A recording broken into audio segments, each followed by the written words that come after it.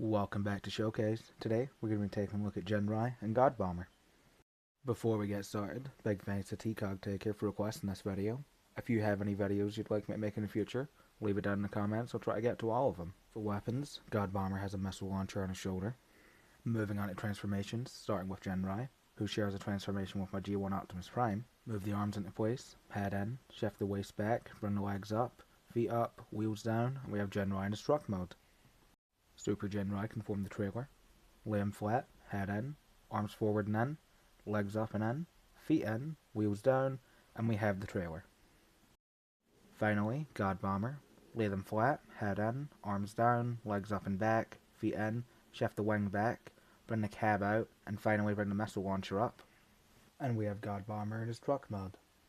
I've also made Godmaster Ginrai, along with God Ginrai, but they don't have transformations, so we'll move straight onto the lore I've written for them in my series, Siege World. A few episodes ago, we had a short look at Nebulos, a Cybertronian colony made up of smaller, Minicon-sized bots who partnered with larger Cybertronians. We went over their history and how they fared during the Third Great War, but now we're going to be taking a look at the colony's future. During the Third Great War, Cerebros was Nebulos' leader. After the planet was temporarily conquered by the Decepticons, he stepped down. His successor was a bot named Grand.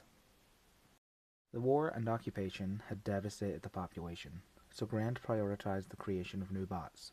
Among this second generation of Nebulonians were Ginrai and Godbomber. Ginrai was one of the smaller Nebulonians, but due to his unique spark, he had the ability to combine with a truck cab to form a normal-sized bot, and a trailer to form a larger combined mode. Ginrai was a 0.1%er, forged with an extremely rare green spark.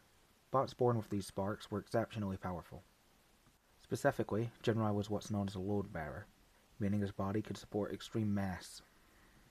So far, he'd only experimented with supporting his trailer, but Nebulonian scientists theorized he could handle much larger forms with training. After the Third Great War, the Autobots realized most colonies had unique cultures and abilities. To preserve morale and make better use of those unique traits, each colony was allowed to form its own Autobot battalion. When this program reached Nebulos, Ginrai joined up. Because he was a 0.1%er, he was assigned to a special platoon made up entirely of other 0.1%ers. A major part of Nebulonian culture was forming life bonds, where the smaller bots would form an engine, a weapon, or sometimes even a head. Most of the 0.1%ers already had partners, but Ginrai didn't. But during his training, he eventually found one in Godbomber. And over time, Godbomber reformatted themselves, gaining the ability to split apart and combine with Ginrai's super mode. After completing their training, Ginrai and Godbomber were stationed on Moonbase 1, home of Cybertron's Galactic Council. They were sent there alongside some Nebulonian scientists to attend a summit focused on studying 0.1%ers from across the colonies. Delegations arrived from nearly every colony.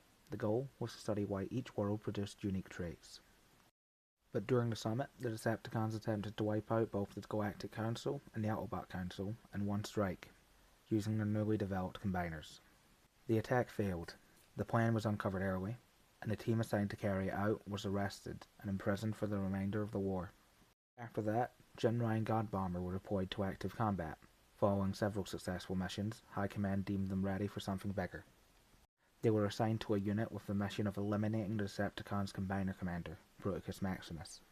Morale was high as the squad deployed, but their ship was shot down before they could even land. Several members of the team died in the crash. The survivors fought for hours. By the end, only Ginrai, Godbomber, and Bruticus Maximus remained. Ginrai charged in, trying to tackle Bruticus Maximus to the ground, but was stabbed through the spark in the process. Godbomber separated from Ginrai, but before they could react, Bruticus grabbed them by the head and crushed it. Siege World, Ginrai settled down in one of their cities and opened a bar. Godbomber spent time working as a delivery bot, hoping to track down Ginrai. And against all odds, he eventually did. He's now working at the bar alongside him. And that's where we'll leave their story for now. I've got more written, but I think I'll save that for a future spotlight.